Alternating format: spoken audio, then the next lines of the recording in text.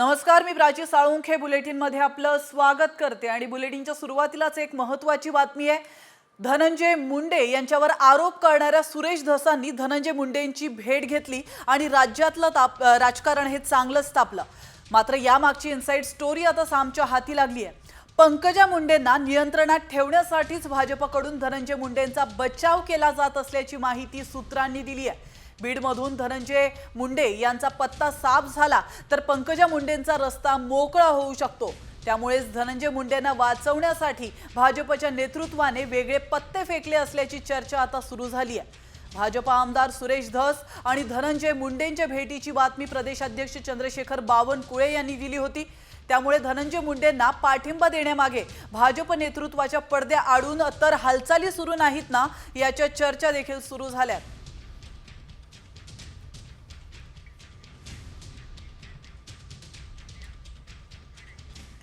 सुरेश धस आणि मंत्री धनंजय मुंडेंच्या भेटीवरून काँग्रेस प्रदेशाध्यक्ष हर्षवर्धन सपकाळांनी भाजपवर निशाणा साधलाय। टीआरपी साठी धस आणि मुंडेंची भेट घडवून आणली असा घणाघात सपकाळ यांनी केलाय। तर युतीमध्ये राष्ट्रवादीचं महत्त्व कमी करण्याचा भाजपचा प्रयत्न आहे, त्यामुळे आधी आरोप केला आणि आता मांडवली सुरू आहे असं देखील हर्षवर्धन सपकाळ यांनी म्हटलंय।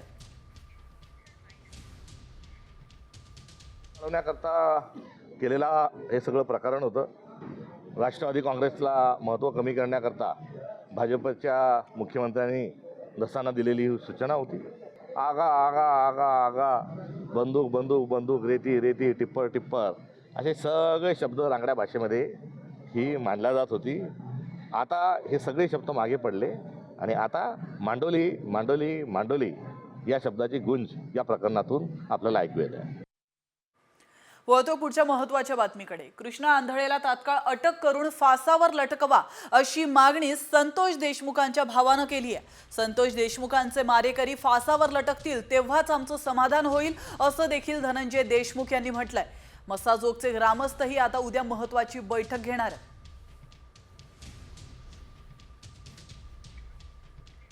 लवकरात लवकर अटक करा, बाहेर मोकाट जिथं आहे तिथून त्याच्या मुसक्या आवळा, त्याला इथं न्यायालयात सादर करा, पोलीस स्टेशनमध्ये आणा आणि पुढील कारवाई करून त्याला लवकरात लवकर फाशी द्या अशी आमची मागणी आहे। आणि उद्या प्रामुख्यानं गावकऱ्यांची एक मीटिंग आहे।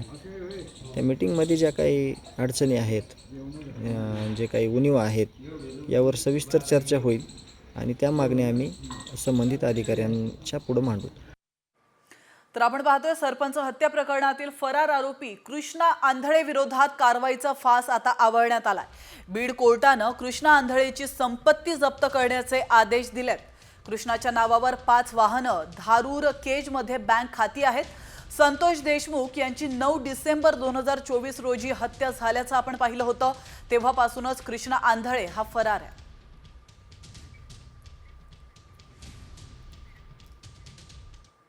आणि आता एक राजकीय बातमी आहे। अमित शहा सुद्धा मातोश्रीवर ठाकरेंच्या पक्षात प्रवेश करतील हा सर्वात मोठा दावा केलाय ठाकरे गटाचे खासदार संजय राऊत यांनी।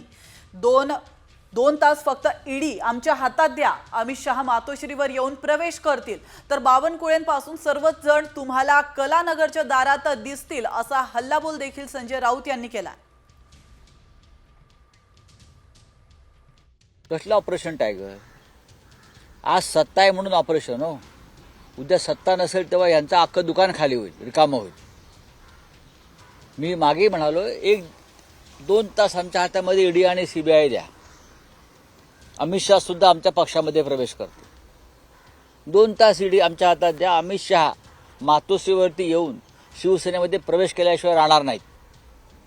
हे आम्हाला काय तुम्ही सांगता हो? महाराष्ट्रामध्ये द्या ना, बावनकुळ्यांपासून सगळे तुम्हाला दिसतील कलानगरच्या दारामध्ये। शरद पवारांच्या राष्ट्रवादीचे आमदार संदीप क्षीरसागर यांनी अजित पवारांची भेट घेतली आहे। तर जुन्नर बाजार समितीत दोन्ही नेत्यांमध्ये चर्चा झाली। या भेटीची जोरदार राजकीय चर्चा आता सुरू झाली आहे। सरपंच हत्या प्रकरणात संदीप क्षीरसागर यांनी आक्रमक भूमिका घेतली होती। दरम्यान पाणी प्रश्नावर भेट घेतल्याचं संदीप क्षीरसागर यांनी सांगितलंय।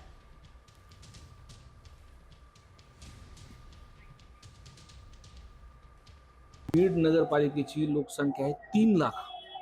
मुबलक पाणी असून सुद्धा योजना सुद्धा तयार आहे, तरी सुद्धा 20 दिवसाला, जिल्ह्याचं ठिकाण असून सुद्धा 20 दिवसाला पाणी येते. मागच्या वेळेस मुंबईला जेव्हा बैठक झाली होती तेव्हा दादांनी त्यावेळेस त्या विभागाच्या MD साहेबांना तिथं बोलले होते. मागं पुढं होत होतं म्हणून मी त्यांचं लोकेशन घेतलं. तुम्हाला हेही सांगितलं की अतुल बेनके माझे मित्र आहेत, त्यांना फोन केला.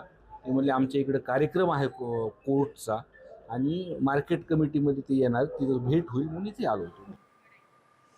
तर ठाकरेंना आज आणखी एक धक्का बसणार आहे, कारण आदित्य ठाकरेंच्या खांद्याला खांदा लावून काम करणारा त्यांचा साथीदार शिंदे सेनेमध्ये जाण्याची शक्यता वर्तवण्यात येते. माजी आमदार राजन साळवींनी दिलेला धक्का हा कायम असतानाच आता ठाकरेंना आणखी एक धक्का बसलाय. युवा सेनेचे माजी सदस्य रुपेश कदम एकनाथ शिंदेंच्या पक्षात प्रवेश करण्याची शक्यता आहे. तर दिंडोशी विधानसभेतून सुनील प्रभू यांना तिकीट दिल्याने रुपेश कदम हे नाराज होते. रुपेश कदम हे आदित्य ठाकरे यांच्या सर्वात जवळचे पदाधिकारी म्हणून ओळखले जातात.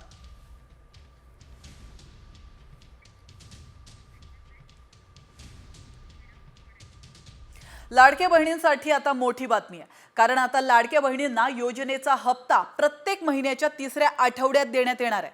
मात्र लाडक्या बहिणींचं उत्पन्न 2.5 लाखांपेक्षा जास्त असल्यास लाभही त्यांना मिळणार नाहीये. ज्या कुटुंबाचं उत्पन्न 2.5 लाखांपेक्षा जास्त आहे त्या लाभार्थींना या योजनेतून वगळण्याचा निर्णय सरकारने घेतल्याची माहिती सूत्रांनी दिली आहे. तसंच लाडक्या बहिणींचं इन्कम टॅक्स रेकॉर्ड्स देखील तपासले जाणार आहेत. लाडक्या बहिणींना दरवर्षी जूनमध्ये EKYC करावा लागणार आहे आणि या उधळपट्टीला लगाम घालण्यासाठी योजनेत काही सुधारणा करण्याचा निर्णय देखील नुकत्याच झालेल्या मंत्रिमंडळ बैठकीत घेण्यात आल्याची माहिती सूत्रांनी दिली आहे. तर काय नियम आखून देण्यात आलेत आपण पाहतोय. दरवर्षी जून ते जुलैमध्ये EKYC करणं अनिवार्य असणार आहे. लाभार्थी हयात आहे की नाही याची तपासणी देखील वेळोवेळी केली जाणार आहे. 2.5 लाखांपेक्षा जास्त उत्पन्न असल्यास लाभ मिळणार नाही. तर लाडक्या बहिणींचे इन्कम टॅक्स रेकॉर्ड देखील तपासले जाणार आहेत. जिल्हा स्तरावरून फेर तपासणी करून निकषात न बसलेल्यांना अपात्र करणार आहे. मुख्यमंत्री लाडकी बहीण योजना डोईजड झाल्यानं राज्य सरकारने आता इतर मोफत योजनांना कात्री लावण्याचा घाट घातलाय. टप्प्याटप्प्याने सर्व मोफत योजना बंद करण्याचा सरकारचा प्रयत्न आहे. कोणत्या योजनांवर गंडांतर येणार आहे आपण पाहूयात या रिपोर्टच्या माध्यमातून. ना कात्री लाडकी लाभ आहे.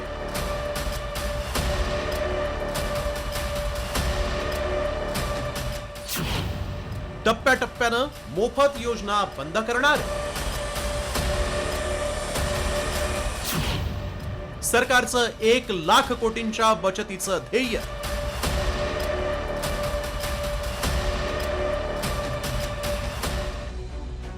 मुख्यमंत्री लाडकी बहीण योजना डोईजड झाल्यानं सरकारला आता काटकसर आठवू लागली आहे. राज्याच्या अर्थ विभागानं एक महत्त्वाचा निर्णय घेतल्याची माहिती सूत्रांनी दिली.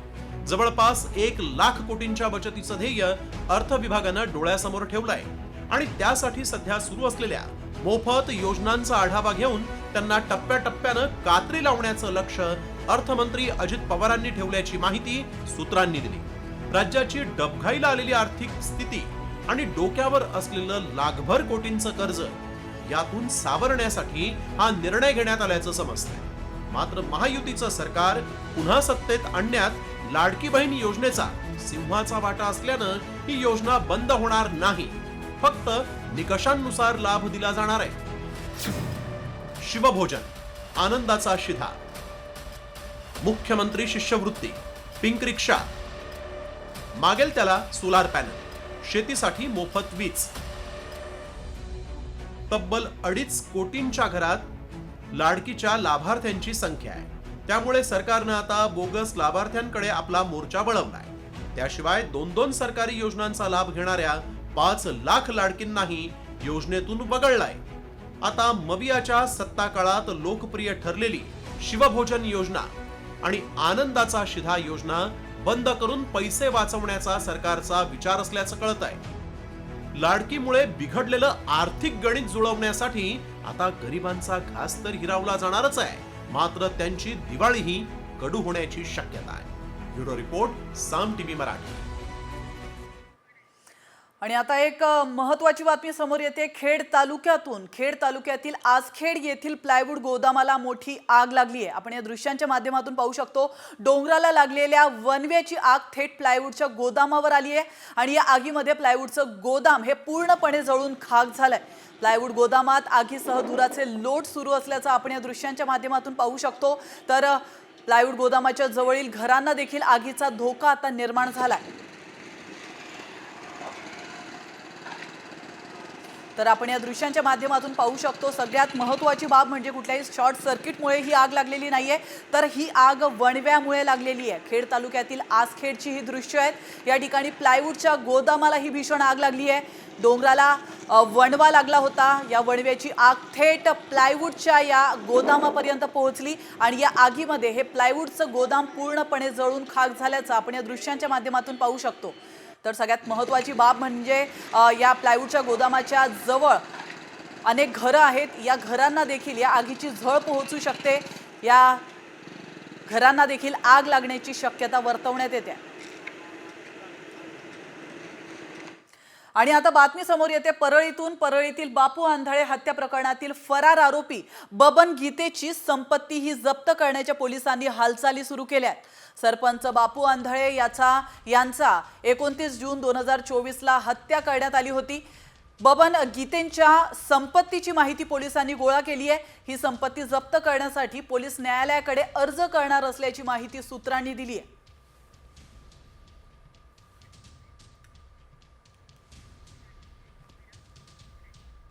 तर वळतो पुढे. मुरुड येथील लातूर बार्शी महामार्गावर भीषण अपघात झालाय. चालकाचं नियंत्रण सुटल्याने स्कॉर्पिओ थेट हॉटेलमध्ये येऊन धडकली आहे. या दुर्दैवी अपघातात एकाचा जागीच मृत्यू झालाय, तर 5 ते 6 जण गंभीर जखमी असल्याची माहिती मिळते. जखमींना लातूरच्या शासकीय रुग्णालयात उपचारासाठी दाखल करण्यात आलंय.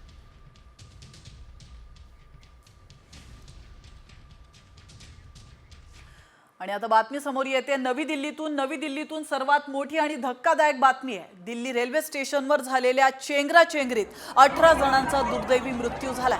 अनेक जण जखमी झाले असून मृतांचा आकडा वाढण्याची भीती आहे. प्रयागराज कुंभमेळ्यासाठी जाणारी एक ट्रेन नवी दिल्लीच्या प्लॅटफॉर्म क्रमांक 13 वर येत होती.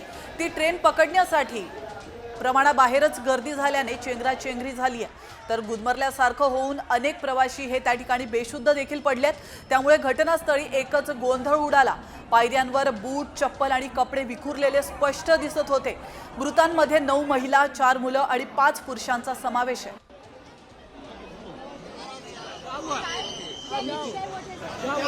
क्या हुआ था?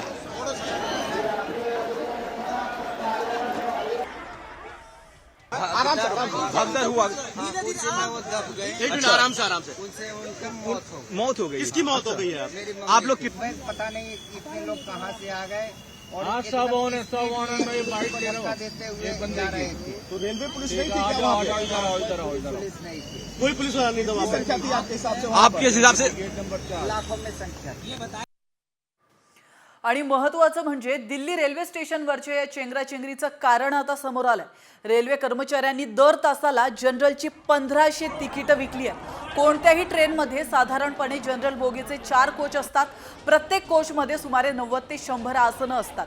परंतु माहितीनुसार परिस्थितीचा अंदाज न घेता रेल्वे कर्मचाऱ्यांनी शनिवारी दर तासाला जनरल बोगीची 1500हून अधिक तिकीटे विकली आहेत. यामुळे शेकडो लोक प्लॅटफॉर्मवर जमू लागलेत. तर सूत्रांनी दिलेल्या माहितीनुसार स्वतंत्र सेनानी एक्सप्रेस आणि भुवनेश्वर एक्सप्रेस गाड्या उशिराने धावत होत्या. त्यामुळे त्यामध्ये प्रवास करणारे प्रवासीही प्लॅटफॉर्म क्रमांक 12 आणि 13 वर वाट पाहत उभे होते. यामुळे प्लॅटफॉर्मपासून पायऱ्यांपर्यंत प्रवाशांची मोठी गर्दी झाली होती आणि अशातच ही चेंगराचेंगरी झाली आहे. तर आपण या दृश्यांच्या माध्यमातून पाहू शकतो. ज्या वेळेला चेंगराचेंगरी झाली त्यावेळेची ही दृश्य आहेत. दिल्ली रेल्वे स्टेशनवरच्या चेंगराचेंगरीचं कारण देखील आता समोर आलेलं आहे. तर रेल्वे कर्मचाऱ्यांनी दर तासाला जनरलची 1500 तिकीटं विकली आहेत. त्यामुळे हा सगळा प्रकार समोर आल्याचं बोललं जात आहे. कोणत्याही ट्रेनमध्ये साधारणपणे जनरल बोगीचे 4च कोच असतात आणि त्यामध्ये प्रत्येक कोचचा जर विचार केला तर त्यामध्ये 90 ते 100 आसनं असतात. तर या संपूर्ण प्रकरणावर साम टीव्हीने काही सवाल उपस्थित केलेले आहेत. आपण पाहूया. 400 जागांसाठी जनरलची दर तासाला 1500 तिकीटं कशी विकली गेली? रेल्वे स्टेशनच्या एंट्री पॉइंटवर प्रशासनाकडून तपासणी का होत नाही? अत्यंत सुरक्षित मानल्या जाणाऱ्या स्टेशनवर हजारो लोक कसे जमले? वाढत्या गर्दीवर नियंत्रण ठेवण्यासाठी वेळेवर व्यवस्था का केली गेली नाही? तिकीट नसलेले हजारो लोक प्लॅटफॉर्मवर कसे पोहोचले?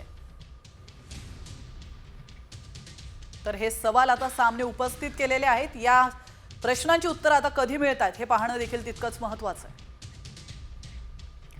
आणि आता बातमी आहे जीबीएस संदर्भातली. चिकन खाल्ल्यामुळे जीबीएसचा धोका वाढतो अशी माहिती उपमुख्यमंत्री अजित पवार यांनी दिली आहे.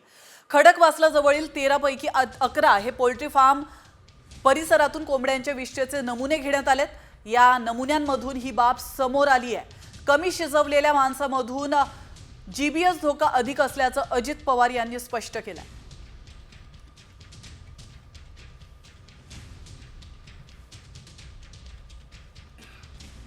आपल्या इथं खडकवासल्याच्या भागामध्ये जे काही मधल्या काळामध्ये आजार उद्भवला त्यामध्ये आपल्याला वाटलं पाण्यामुळे अमुक आहे तमुक आहे, परंतु तिथं खडकवासल्याच्या एरियात काहींचं म्हणणं कोंबड्यांचं काही मांस खाल्ल्यामुळं ते झालं. त्याच्याबद्दलची अतिशय चांगल्या प्रकारची सगळी माहिती घेतलेली आहे. मी आता राजेंद्र भोसलेंना पण सांगणार आहे, त्याची प्रेस नोट काढा. त्यामध्ये म्हणजे तिथल्या कोंबड्या किंवा काही त्याची विल्हेवाट लावण्याची गरज नाही. फक्त घेतल्यानंतर ते अन्न पूर्णपणे शिजून घेतलं पाहिजे. डॉक्टरांचंही म्हणणं असं आहे की कच्चं ते राहता कामा नये. कच्चं राहिल्यानंतर हे प्रश्न निर्माण होतात. आणि आता घेऊयात बातम्यांचा वेगवान आढावा. बीड सरपंच हत्या प्रकरणी मस्साजोग ग्रामस्थांनी उद्या महत्त्वाची बैठक बोलावली आहे. आरोपी कृष्णा आंधळेची संपत्ती जप्त करणे प्रक्रियेचा भाग असून त्याला तात्काळ अटक करा आणि फाशी द्या अशी मागणी ग्रामस्थांनी केली आहे. यावेळी तपास निष्पक्ष करण्याची मागणी धनंजय देशमुख यांनी केली आहे. संतोष देशमुख हत्या प्रकरणामध्ये आणि मोका अंतर्गत कारवाईत वाल्मिक कराड न्यायालयीन कोठडीत आहे. तर बीड जिल्हा कारागृहामध्ये कराडला व्हीआयपी ट्रीटमेंट मिळत असल्याचा आरोप होतोय. त्यामुळे आता सोमवारी बीड जिल्हा कारागृहाचे ऑडिट करण्यात येणार असल्याची माहिती सूत्रांनी दिली आहे. पुण्यातील न्यायालयाच्या इमारतीच्या कामावरून अजित पवारांनी सार्वजनिक बांधकाम विभागाला छापलाय. तर जुन्नरच्या न्यायालयाच्या उद्घाटनावेळी त्यांनी न्यायालयाची पाहणी केली. यावेळी खेळ आणि अस्वच्छतेवरून अजित पवारांनी सार्वजनिक बांधकाम विभागाच्या अभियंत्याला जाब विचारला. रुसून फुगून गावी जाऊन बसायला भास्कर जाधव हे एकनाथ शिंदे आहेत का? भास्कर जाधवांच्या नाराजी संदर्भात बोलताना ठाकरे गटाचे नेते संजय राऊतांनी एकनाथ शिंदेंना हा टोला लगावलाय. तर भास्कर जाधव हे ज्येष्ठ नेते आहेत. त्यांनी मांडलेल्या भूमिकेवर आम्ही चर्चा करतोय असंही राऊत यांनी म्हटलंय. लव्ह जिहाद विरोधात कायदा करण्यासाठी मुख्यमंत्री देवेंद्र फडणवीस यांनी एक समिती नेमली आहे. लवकरच हा कायदा विधानसभेमध्ये मंजूर होईल. लव्ह जिहाद हा एका मुलीच्या संदर्भात नाही तर हे जाळं आहे असा आरोप खासदार अनिल बोंडे यांनी केला. ठाकरे सेनेच्या राजापूरच्या बैठकीवरून उदय सामंतांनी निशाणा साधलाय. एखाद्या पक्षातले कार्यकर्ते दुसऱ्या पक्षामध्ये गेले तर डॅमेज कंट्रोल करावाच लागतो. मात्र आजच्या डॅमेज कंट्रोलच्या मीटिंगमुळे नाविन्यपूर्ण काही घडणार नाही असा टोला सामंतांनी उद्धव ठाकरे यांना लगावला. राजापूरचे माजी आमदार राजन साळवी आणि इतर नेते सोडून का चाललेत याचं आत्मपरीक्षण उद्धव ठाकरे यांनी करावं असं आवाहन भाजपचे आमदार प्रवीण दरेकर यांनी उद्धव ठाकरे यांना केलंय.